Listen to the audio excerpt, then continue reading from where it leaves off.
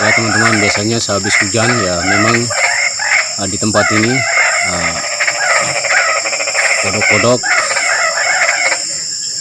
mulai bereaksi berbunyi ya, karena cuacanya dingin teman-teman, karena selesai hujan. Mari kita sama-sama mendengarkan suara kodok teman-teman.